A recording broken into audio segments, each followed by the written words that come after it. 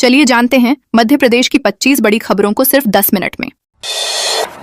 MP में 1 रुपए प्रति किलो महंगी हुई सीएनजी। ईरान युद्ध के बीच मध्य प्रदेश में सीएनजी उपभोक्ताओं को एक बार फिर महंगाई का झटका लगा है। भोपाल में सीएनजी के दाम 1 रुपए प्रति किलो बढ़ाकर 94.75 रुपए कर दिए गए हैं। महज 10 दिनों में यह दूसरी बढ़ोतरी है, जबकि 2 महीनों में तीसरी बार रेट बढ़ाए गए हैं। इससे पहले 16 मई को भी करीब 3 रुपए प्रति किलो की बढ़ोतरी हुई थी। Think gas company Bhopal, Sehore, Rajgarh, Vidisha और आसपास के जिलों में सप्लाई करती है। लगातार बढ़ते दामों से वाहन चालकों और आम उपभोक्ताओं की जेब पर सीधा असर पड़ रहा है।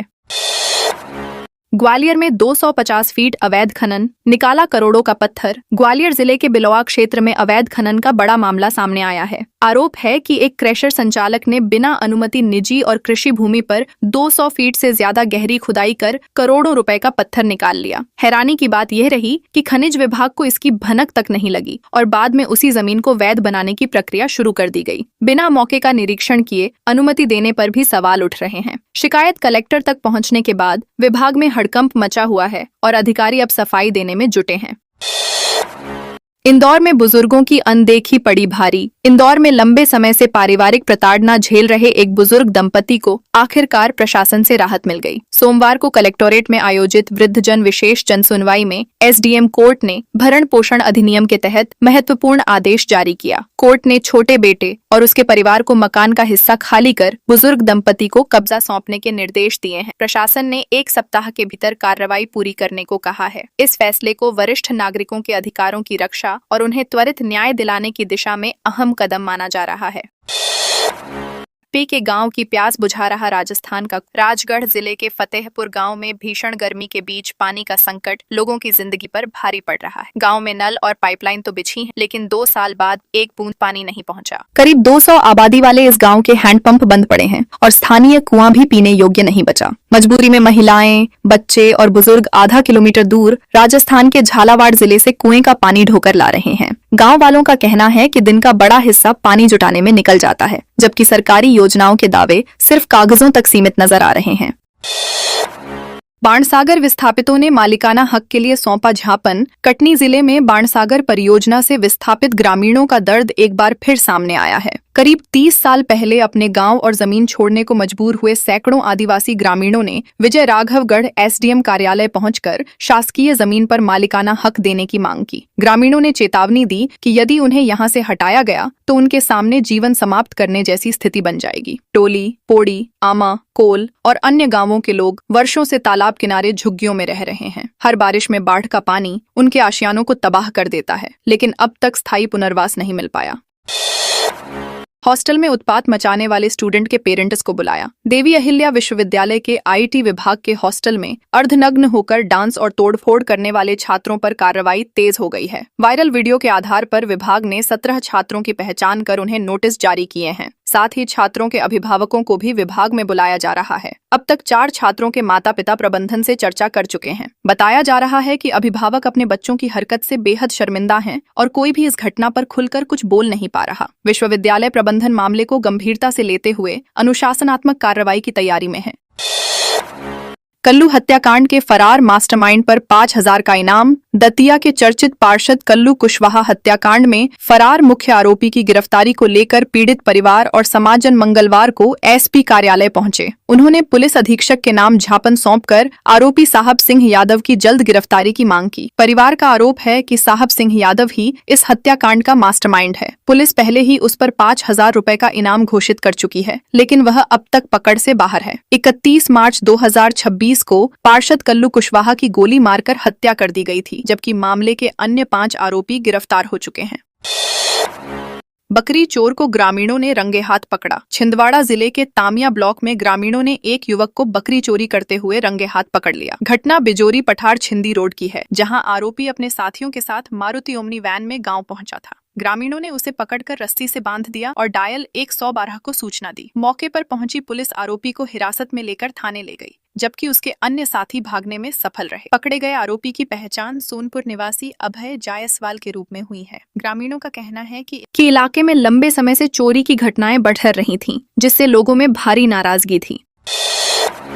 हरदा में स्लॉट बुक नहीं होने पर किसानों का हंगामा। हरदा जिले में गेहूं खरीदी के लिए स्लॉट बुक नहीं होने से नाराज किसानों ने मंगलवार को जन सुनवाई में जमकर प्रदर्शन किया। किसान गेहूं से भरी ट्रैक्टर ट्रॉलियां लेकर जिला पंचायत परिसर पहुंचे और नारेबाजी की। किसानों का आरोप है कि पंजीयन होने के बावजूद 9,000 से ज्यादा किसानों के स्लॉट बुक नहीं हुए, जिससे उनकी उपज की तुलाई अटकी हुई है। हजारों क्विंटल गेहूं घरों और गोदामों में रखा है। किसानों ने चेतावनी दी कि यदि जल्द खरीदी शुरू नहीं हुई तो बारिश के कारण फसल खराब हो सकती है और उन्हें भारी आर्थिक नुकसान उठाना पड़ेगा।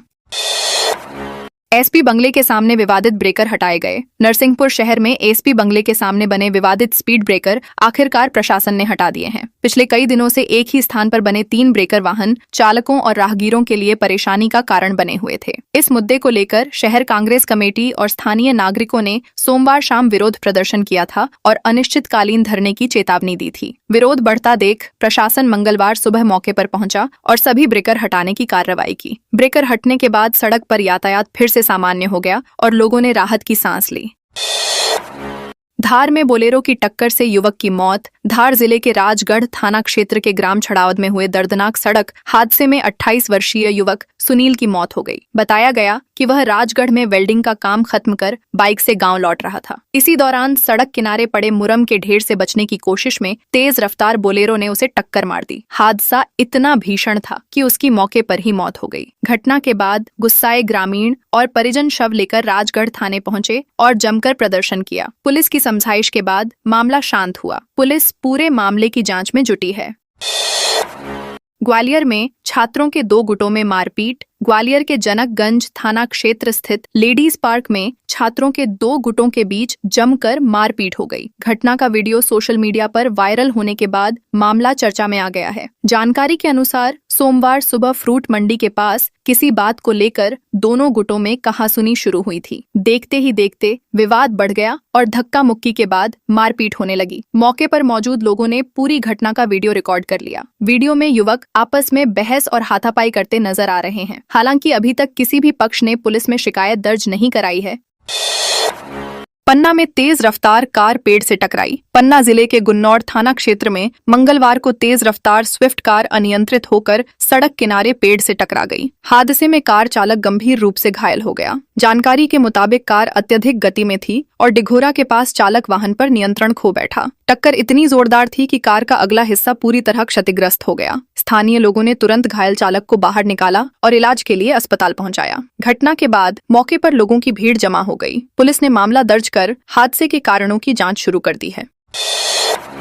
नीमच में पेयजल स्रोतों की शुद्धता की जांच शुरू। मुख्यमंत्री डॉक्टर मोहन यादव के निर्देश पर चलाए जा रहे जल गंगा संवर्धन अभियान के तहत नीमच नगर पालिका ने पेयजल स्रोतों की जांच शुरू कर दी है। मंगलवार को नगर पालिका की टीम वार्ड नंबर 28 स्थित हुडको कॉलोनी पहुंची और घरों व सार्वजनिक जल स्रोतों से पानी के सैंपल लिए। मौके पर ही पानी में TDS, क्लोरीन की मात्रा और बैक्टीरिया की प्रारंभिक जांच की गई। अधिकारियों का कहना है कि अभियान का उद्देश्य शहर वासियों को शुद्ध और सुरक्षित पेयजल उपलब्ध कराना है। आने वाले दिनों में शहर के अन्य इलाकों में भी इसी तरह जांच अभियान चलाया जाएगा।